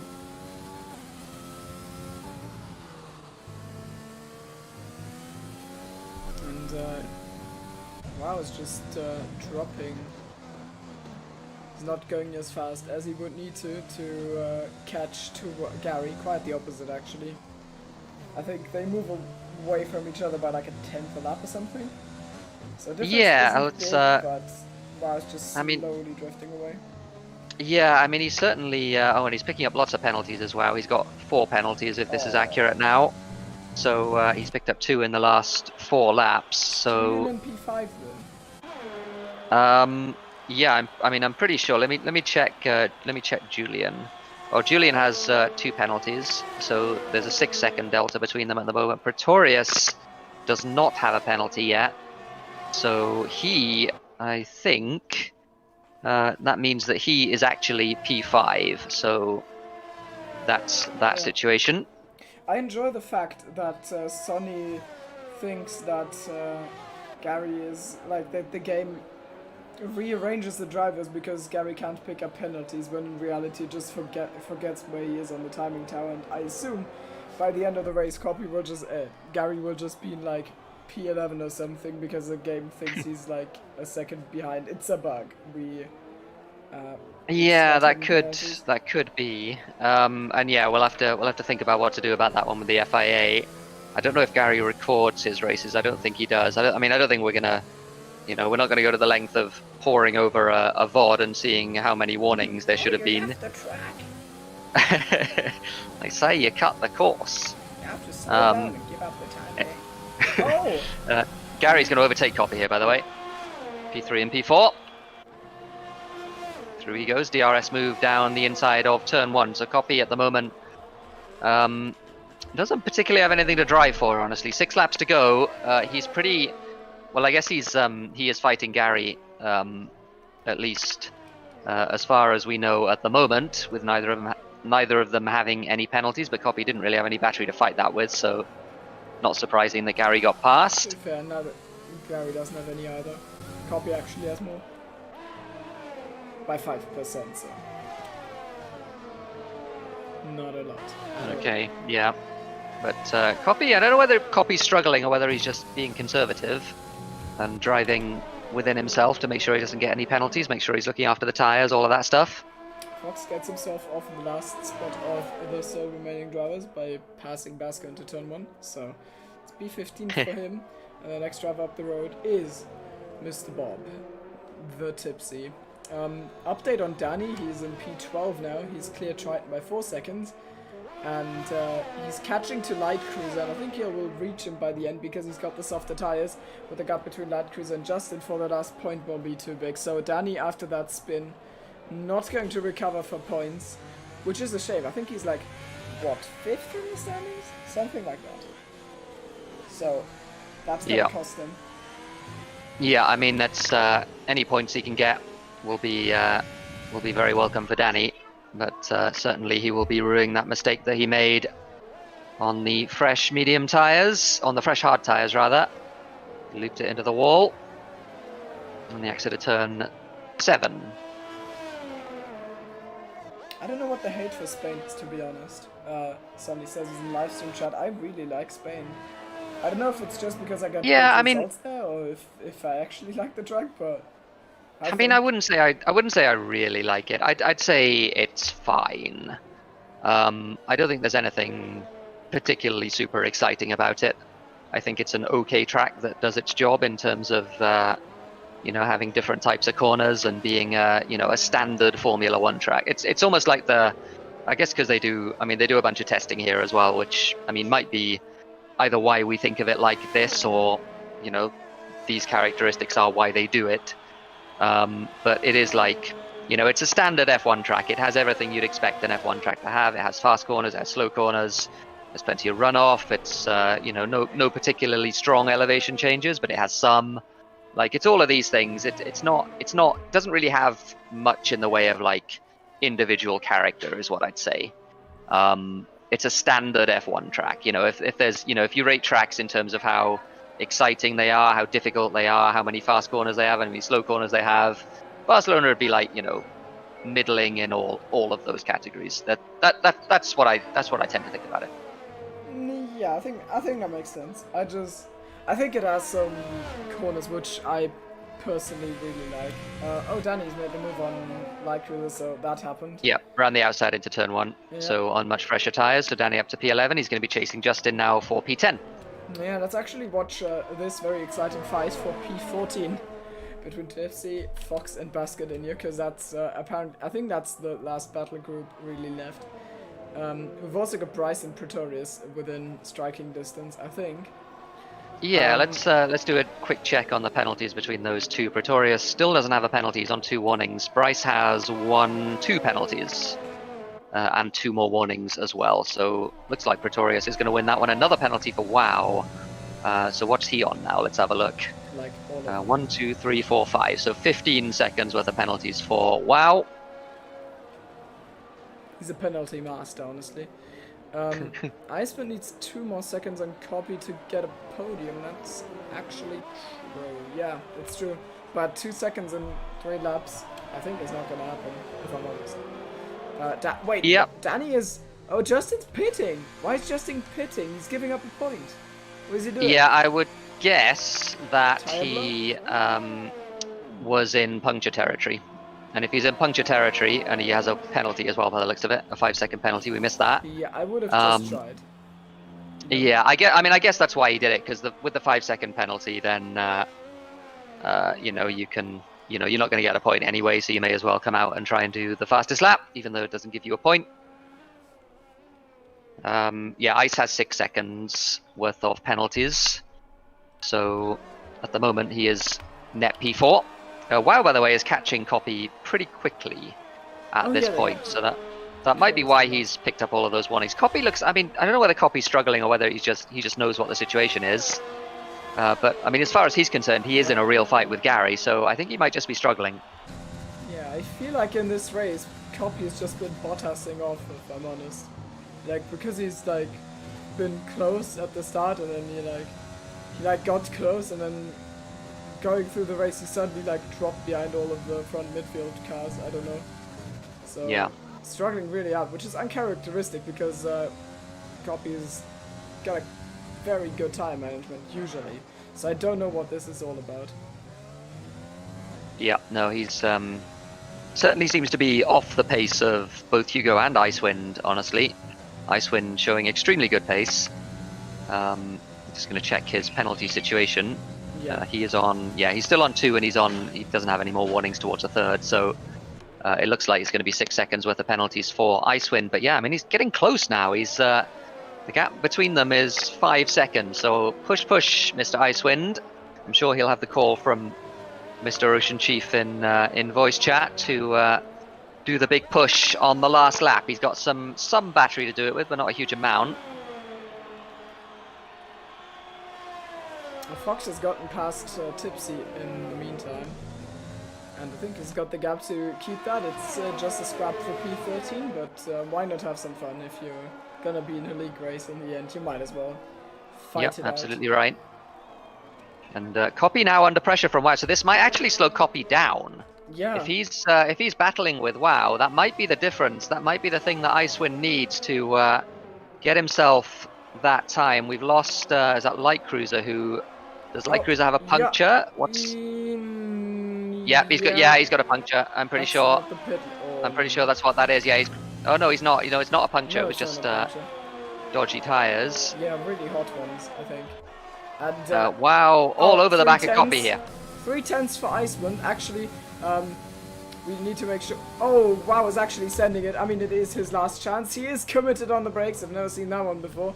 And he almost spins. Well, almost spins, but I think that might have made the difference, you know. Yeah, 6.2 is the gap, so Copy needs a good few corners here. Icewind coming across the line now. Hugo coming across the line to win. Very good race from our championship leader, as we've come to expect. Icewind comes across the line with those 6 seconds worth of penalties. Copy's going to come across the line, and Icewind is going to get that. He's going to be P3.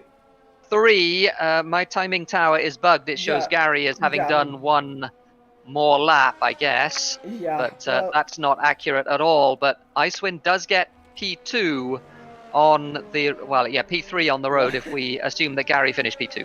What a domination by Gary. I mean, you know. I've never seen driver jump ahead because of that back. Well, Yugos wins in a brilliant drive once again. I actually feel a little bit ashamed for doubting him in the first stint. Honestly. Well, I mean, yeah, he had not everything go wrong in the first stint, but he had some things go wrong in the first stint. He got jumped by 2 cars. Both Copy and WoW were ahead after that first stint. So yeah, I mean, brilliant drive. Copy P4. He fell off a little bit towards the end of the race. Then who finished P5 and P6? Let me just check the stream quickly. Pretorius and Julian. Both excellent drives, to be honest. Julian particularly, we've not seen that good a drive from him in a little while. WoW P7 after all those penalties. Astro Boys P8, Bryce, and then Danny rounding out the top 10. Danny with the recovery drive after that incident.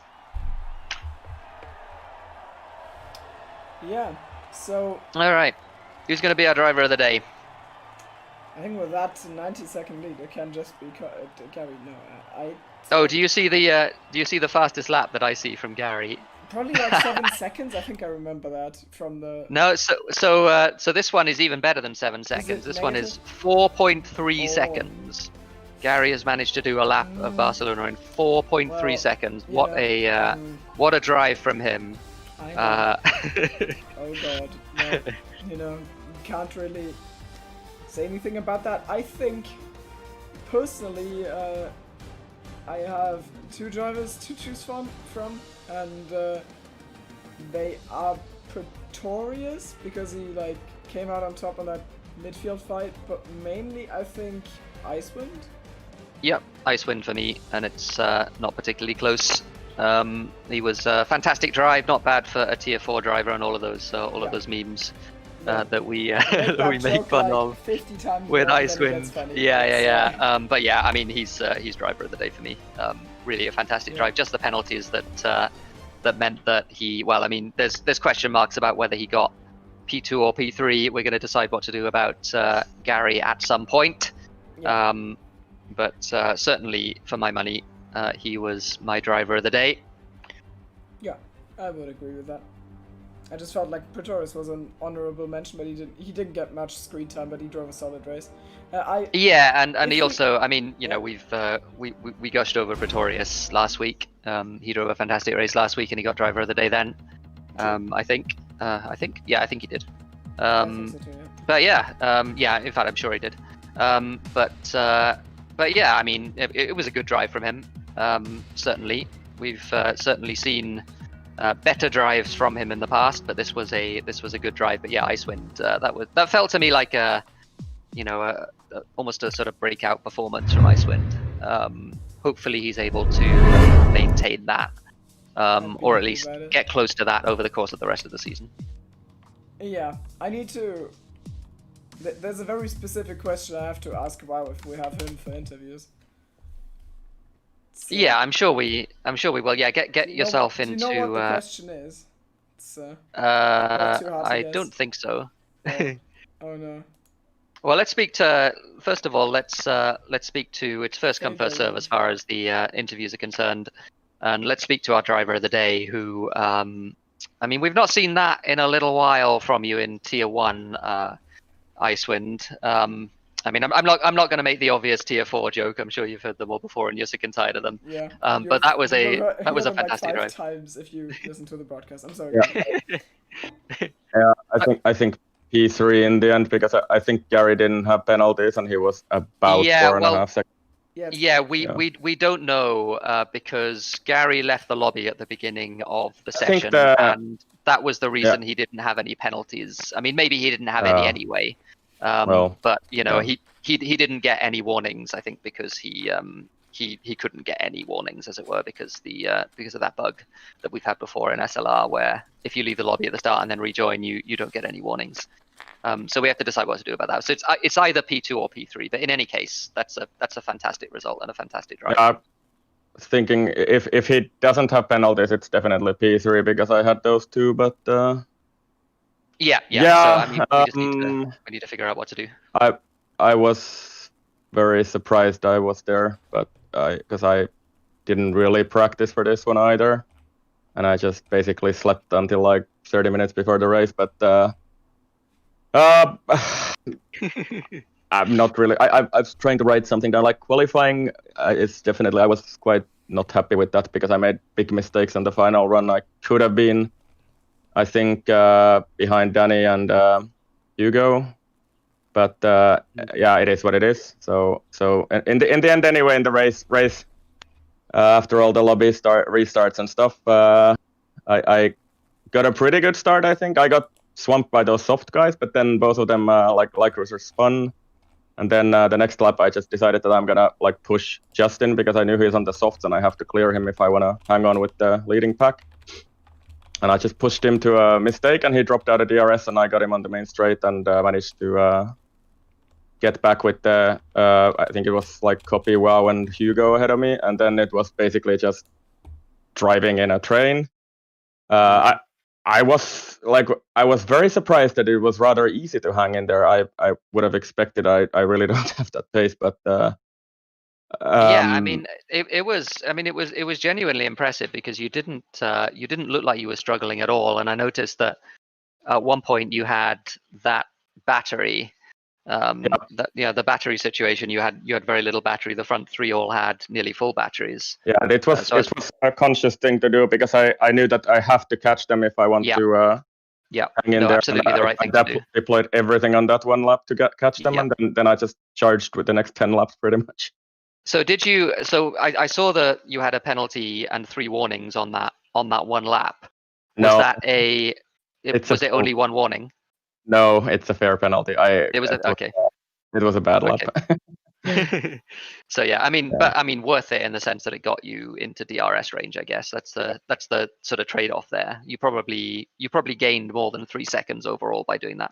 Yeah, I think I overheated the left front a little bit there, and I was understeering a bit. But yeah, I was expecting to get a lot more penalties based on my practice race I did. So I'm just genuinely, I don't understand why I'm up here now. But I was sort of almost able to hang on to Hugo, but then on the final lap, I think he had charged up and did some crazy lap time on the final lap there.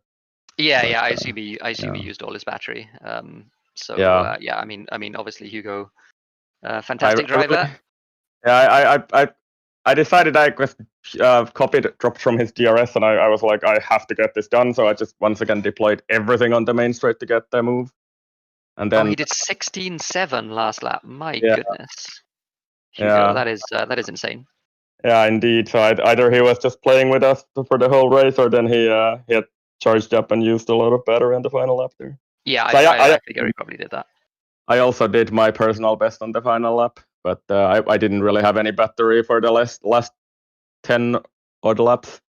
So yeah. Yeah, no, fair enough. It's, So yeah, I mean that's 2, I mean, 3, or 4. I don't really care. It's a good result anyway. yeah, no, it really. I mean, yeah, it's either second or third. I think as far as we're concerned.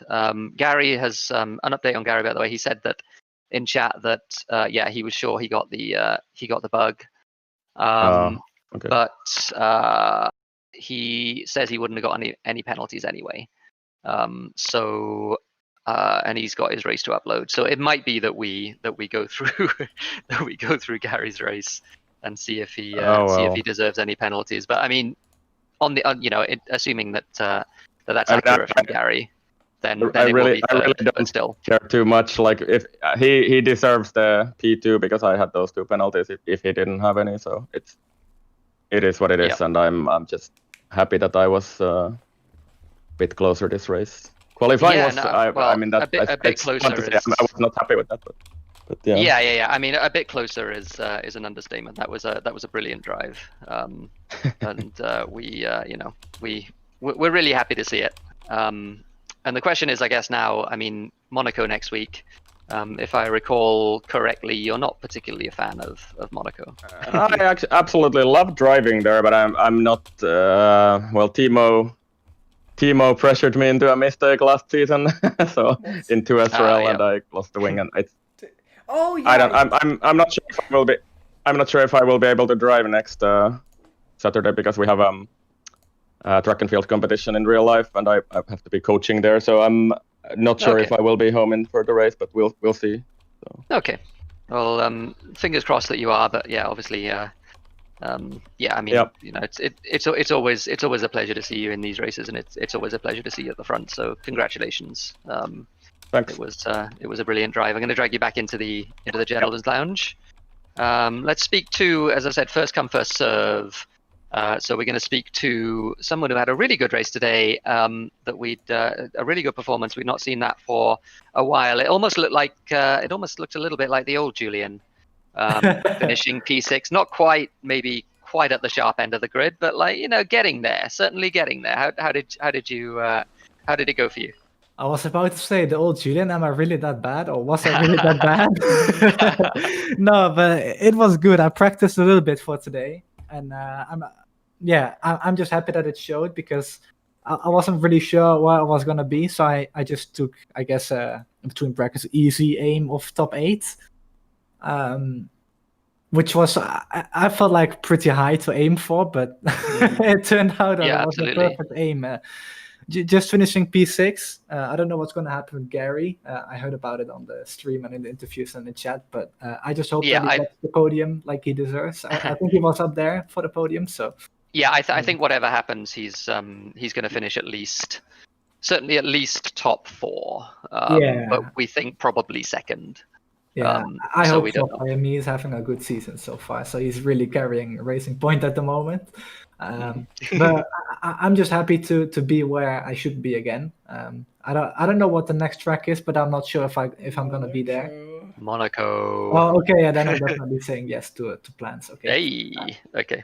So I'm probably So you're not going to be there? Okay. no. I mean, I might be there. I'm not too sure. Like, I don't know, but I put my availability on Saturdays as well for work, so I'm gonna have to wait and see what's gonna end up with that. But Okay. if I have no plans, then I should be there. If I do, of course, then I'm not gonna be there. I'm not gonna be like, oh, I'm gonna skip it, because I don't like doing that. I did it last season in 2 SRL, and that really killed my momentum in the championship there. Like, I'm not gonna be in a championship fight here, but I've learned my lesson from there. So. Okay. Yeah, fair enough. Yeah, I mean, if I can do races, I'm doing them. That's the point. Okay, yeah, that's good to hear. And yeah, I mean, today, I mean, how much in terms of, you mentioned the team earlier that you did a little bit of practice. How much practice did you do for this race? I don't know the exact amount, but I did a 30-minute practice with the guys like Astro and Ocean, and I did a quali as well right after that, and then I went to watch the F1 quali. And a couple days after the Zandvoort race, I did a couple time trial laps as well. Not much, but and I did a lot of laps on the beta as well. I don't know if that probably doesn't really help a lot, but at least I knew the track updates with final sector, so that helped. Because hadn't I done that, then I probably would have been in for a big surprise coming into practice, but I knew about it. So I'm just really happy with the performance. Let's see if we can keep this momentum going. I'm really looking forward to the tracks like Austria, Silverstone. Those are kind of my tracks that I really love racing at. So I'm kind of just waiting until that time comes. But for now, I'm just really happy with P6. So yeah. Yeah, absolutely. And yeah, we'll hope to see more in the future. And yeah, on those tracks, maybe we will see the reincarnation of F1 2019 Julian. It'd be really good to see. I hope so, man. I really want to start winning again, but it's going to be tough because Hugo's quick. Hugo's extremely really quick, yeah. All this season. Yeah, absolutely. No, there's a few quick boys. I mean, Hugo obviously is on another level as far as we can see in SLR Tier 1, but certainly there's the rest of the grid is quick as well. Yeah. But yeah, I mean, congratulations. Any shout outs you want to give to anyone in SLR or outside? Yeah, thanks again to Ocean Chief for buying me the game. Every time I'm gonna get a good result, I'm gonna thank him. Hey. If it wasn't for him, I actually wouldn't be racing right now. So yeah, thanks to him. Yeah, what a chat. I don't know if my iRacing friends were in the chat, probably not, but I want to thank them anyway. Matt Houston, I raced for his team. Team race for us as well. So yeah, thanks to him as well. Good stuff. How did you do in the Indy 500? What do you mean Indy 500? I didn't race in the iRacing Indy 500. Oh, you didn't? Oh, okay. No. Like I wanted to, but the license requirements, I wasn't meeting them at that moment. So I see. Okay, no, fair enough. I just assumed with IndyCar that you will have done, but yeah.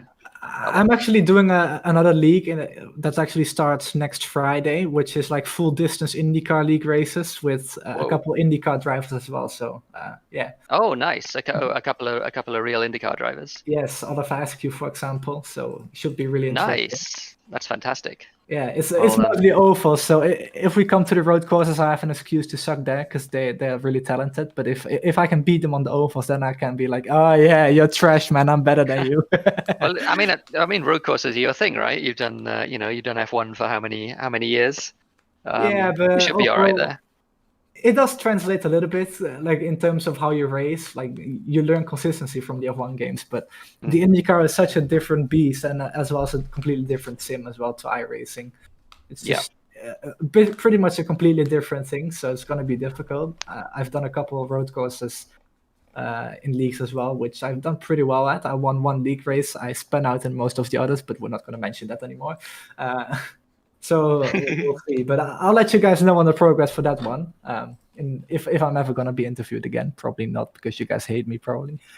No. We always like talking to you. It's really good to have you. I just thought that you didn't like talking to me because last season you guys were like, oh, why are you in the interviews all the time? So I just assumed that you didn't like me. Oh no, no. It's just a consistent thing that it happened every week. It's No, not even that's a bad thing, but it got like it became a running gag. Like I don't have a problem. Also, you Okay. always put me on the spot, and I'm not good on the spot. Okay. So that's the thing, okay? But now that Nah, Ter- it now was that all Terra jokes is here- anyway. Now that Terra is here and is able to protect me, I am fine with you being here without panicking, okay? So it's Okay, good. No, it's all good. yeah, no, it's yeah. Come in anytime. Like it's we always say that to drivers, but we always like doing interviews. After Okay, the yeah, race, so, I was actually come in joking, anytime. and it's pretty funny that you took it so serious. All right. Well done on P6 today, and Yeah. I'll drag you back into the you, gentleman's man. lounge, and let's talk to our final person this afternoon. It's a good one to end on because grab yourselves a mug of coffee or whatever you have. Put your feet up and let's listen to Tipsy talk about his race. How was it for you, I'll write Tipsy? a novel. Goodbye. What are you guys trying to imply? Are you trying to say that I talk too much? I was actually getting sick No. and reeling. And I said, the hell with this. They don't want me. I just thought like there wasn't that many guys giving an interview. I haven't done an interview for a while, so I thought, hey, No, I might as yeah, well jump on. absolutely. I'm, we're always good, and we saw you a lot on stream today as well. Ooh. You had a good battle with I think Light Cruiser and a couple of other guys at the back there. Fox, I think a couple. Yeah, couple that's of what times. I came on just more or less to talk about. I don't know how much of it you got, guys, but for definitely the first stint, I was fighting like Cruiser and Basco for what it seemed like to me like an eternity. Those guys were just tag teaming me, and I was managing to keep them behind me for a while, and then Basco got past, and then I think I got past Basco again, and then eventually I had to succumb because Basco got past. But by the time he got past, I had Light Cruiser up my backside. And like I said, I think I was saying to you in before the race, Chief, that I'm not there anymore and I can't do it anymore the way I used to do it. But there are kind of flashes of those moments when I can still take it to the guys, wheel to wheel. And I was really, I just felt like I was back in like season 1 back in the day. I'm fighting those guys. So I really enjoyed that. So kudos to those guys for taking the fight to me. And it was a few taps there, here and there, but overall it was just great racing. And then I picked myself. It was just a few silly mistakes. I picked myself up 9 seconds time penalties, which is It's so easy to do. Yeah, I was actually doing really well, man. But then just near the end of the race, just the old age kicked in, and I just started switching off. Well, I'll tell you what. I mean, what you were saying about sort of being, being back and being able to fight. It's a really good feeling. I sort of felt that a little bit when I was when I did that 2SRL Tier 1 race last week in Zandvoort, and I was fighting you and Ocean, and it just felt really good. I mean, I wasn't quite where I sort of would have been before on the wheel, but like it just felt really good to be like competing and sort of at a point where I didn't think I'd be able to. So yeah, it's a really good feeling. Yeah, for me, man, it seems to be more little bursts. I get it now. I don't know what that is, but I get these little bursts of pace. For example, I was fighting. Well, I wasn't really fighting, but it was a few moments I was getting passed by Danny and Triton. They were on better. They're faster than me anyway, but they were obviously on fresh sub mediums. So I wasn't really going to fight too much. But because I had such a great battle the first stint with the other guys, I felt really confident in just my general car control in terms of controlling the car, putting it where I wanted to. So I was thinking about fighting them, but Danny just had a better run on me, so I didn't bother. But once Triton had passed me, I thought to myself, right, I'm going to do my best to try and keep up with them, to try and stay within the DRS, because I knew Basco and Fox were still behind, and they were kind of the guys I was racing. But I was managing to keep up within DRS range of Triton for quite a few laps, which surprised me. He was on fresh mediums, but eventually just, his talent just shone through and he got away from me. But yeah, man, I thought I'd come on just to talk about that wee battle that extended battle I had with Basco and Light Cruiser. I really thoroughly enjoyed it. I just wish I had a bit more pace, to take me further in the race. But yeah, it's so competitive. Yeah. Like it really is. You see, that's probably another element too, man. It's like I don't practice anywhere near I used to, and I don't want to like sound like big Mr. Negative because I'm not, but I'm just not as good at this as I used to be. But in saying that, the standard of tier 1 on both 2S and SLR is so high that sometimes I have to pause and think, hang on a minute, no, it's not that I'm really crap. Yes, I'm crap, but it's just those guys are just so good at this game. Even Timo's like stepped it up. I don't know whether he's just practicing all the time, but Timo's the Timo I used to be, you and me used to be my nemesis. You know, we would always fight. If not for standings, it would be on track. Usually you're killing me, but now I definitely, I would admit, you've got much more pace than me, and so that's how I've dropped back or you've just improved, or maybe a bit of both. I don't think I don't know because I've not sort of I've sort of I've been in the league for almost as long as you have, not quite, but very nearly. But from what I've seen, I don't think you've gotten slower. I think it's just that the standard has gone up by so much. And just thinking about the SLR Tier 1 race that we just had, Hugo, who qualified on pole with a 14.5 today, and did a lap on old hards at the end of the race that was a 16.6. His time trial time is legitimately a quarter of a second away from the world record. Like, he would hang with those guys that are doing the esports, like, legitimately. So if you're anywhere near that, within a second and a half, whatever it is, that is still very good. Like, it's not that, even with that difference, it doesn't mean that, like, that that your standard has dropped. It's just that, suddenly we do legitimately have some people who are going to be knocking on the door of being the very best at this game. Yeah, I think that's actually a good concise analysis of it there. I never really thought about it in that respect. Hugo is just on another level, and the other guys as well. Hugo does help me out now and again when I ask for it, and his advice is really valuable because some of the stuff he tells me I wouldn't have thought. And yes, he would often share me with his setups, his race setups. Of course, I can't do what he can do, but I suppose when you say that in that respect, it does kind of make sense. What you're saying. I mean, my fastest TT time within 5 laps that I told you earlier was a 15. I think it's like a 15.8, which is nowhere near that, Hugo. But I don't know. I was saying to Chief, not to keep the stream going too long, but I think I might have said to Chief before about a month or so ago, it would maybe be something we could consider for maybe next season or future seasons, whereby we can create like change the tiers up a little bit, whereby tier 2 could be no assists as well, and it would be probably like the not alien guys, someone like me could probably fit into a better tier 2 no assist league than SLR tier 1, if you know what I mean, because I'm not that standard, I never will be.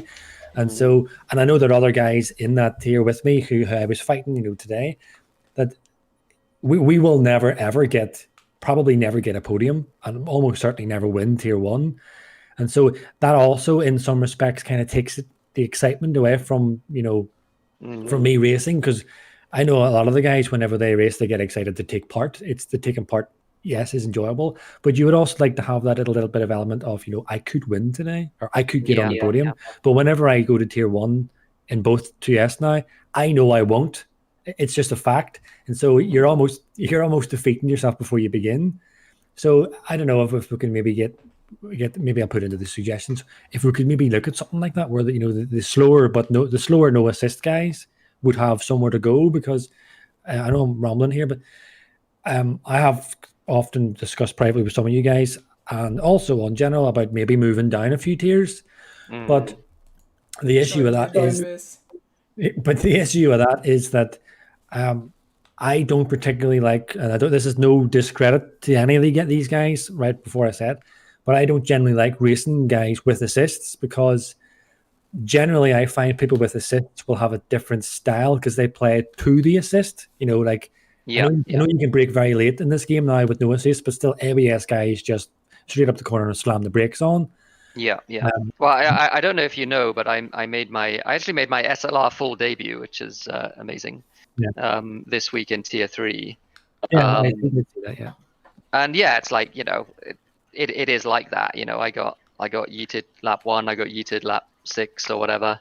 And it's like, it's fine because that's what happens. But it is, it is a very different situation. It's a very different sort of atmosphere to race in. You still get the same sort of the same, I guess, reward for for driving well, but there is that chance that you just get taken out. So like it is that sort of thing. That would be certainly on the pad. That would be where I am. Is the Tier 2 no assist. Tier 2 no assist league. That would be fun. I would be all for that as well, because that's one thing that I would miss about racing, because the three of us here on, we've always been effectively Tier 1 in both. We've always been there, and so we've grown. Kind of all of us have grown together in terms of just knowledge of each other, but knowledge of racing as well. Yeah, and there's an element of, for me, there's definitely an element of trust within the Tier 1s in both leagues. You can trust the guys. Generally you can trust everyone you're racing. There are people make mistakes, yes, but overall you can trust them. Like, I mean, whenever Astro did that overtake to me in Zandvoort on the fast downhill, I was pretty confident he was going to go for something, and he obviously trusted me as well. So, things like that. Or even today, whenever I was battling Basco and Light Cruiser at the same time, I've raced them a lot. I trust them, and so there's also that element that I would probably miss in Tier 1. I don't know how much you could trust people in the lower tiers. Again, it's not to discredit them in any way. It's just I wouldn't have much experience down there. So I don't know. I don't want to waffle on, but that's just maybe something I'm thinking about. If we can get enough of an interest, maybe a no assist Tier 2, because it would also be a good stepping stone. Sorry to keep on going, but it would also be a good stepping stone for guys who, let's say, in the Tier 3 who are trying to advance upwards. Then they can drop their assists. Get rid of their assists. And go into Tier 2, but still not get blown away by the people like Hugo and stuff. Yep, agreed. I think it's a good suggestion, and given the way SLR has expanded over the course of the last 18 months or however long it's been, a bit more than that now. It's I mean, I think that's the logical next step. So who knows? But maybe we can make it happen for next season. It'd be fantastic to see. It was an absolute pleasure joining you gentlemen on the microphone. Pleasure to have you as always. I noticed that Timo didn't talk to me at all. Do you see that? What am I saying? I know. Well, you guys have got to do the EGL tournament together on Monday, so it's you'll be talking plenty then. Well, hang on a minute. Just a word of warning. There's a few. How would I say it?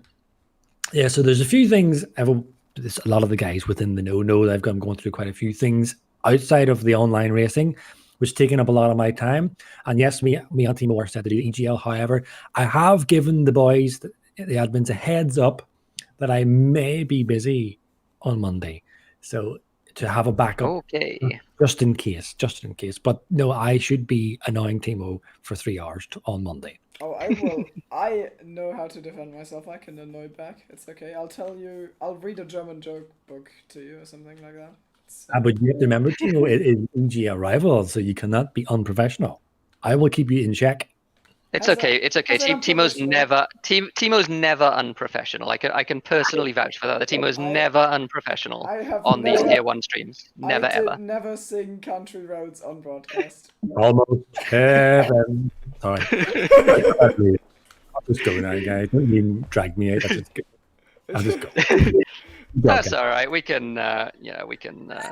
You want to wrap the stream up, Timo? I'm not going to drag you out, Tipsy. You're gonna be here for the long haul. We're going to wait for Timo to wrap the stream up, and you're going to suffer through it. Hey, what the? Thanks everyone for watching. Thanks for watching to this point. Timo. Tipsy, what? Timo, answer me this. If you ever hear that saying, "Money doesn't grow on trees"? You've heard that expression, yes? I'm trying. They have expressions in trees. If money, this is going to be like a tumbleweed, okay? But if money doesn't grow on trees, why does banks have branches? See, I'm trying to do a professionalism here, okay, or whatever the hell it's called. So Did you find that joke in Timo's German joke book? That's I wouldn't be surprised. That's not a joke I would be expecting. I don't try to be unfunny. Everyone who's still watching and who has not passed out after that one, thanks for watching, and I'm going to give you the heads up that, of course, as every time, Tuesday is tomorrow, but we also have on Monday the EGL Rivals tournament with loads of bad jokes and 5 highly competitive leagues on 3 tracks, and I'm actually gonna play the teaser for it again to wrap the stream up. Any final thoughts, Tara?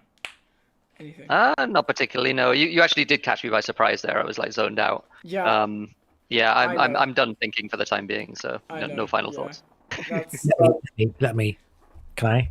Tipsy, final thoughts. Tipsy final thoughts. Thoughts do not equal jokes, okay? Oh no, but final thoughts on what though?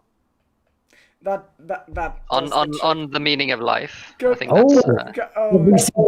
That is the endless scenario for me. I'm always seeking a sense Tara, of purpose. should I just press the button or what's Gonna press the button. No, let's not forget last time in Rivals. There's a storm brewing Am I muted or deep what? in Can the I depths of the EGL. The aliens are restless. A challenge they seek once more. Extreme Gaming League presents an event between 5 league rivals. Talent, speed, precision. Extreme Rivals 9, 31st of August at 1900 CEST.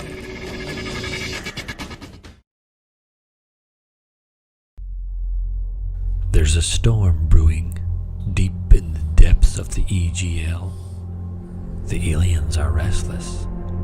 A challenge they seek once more.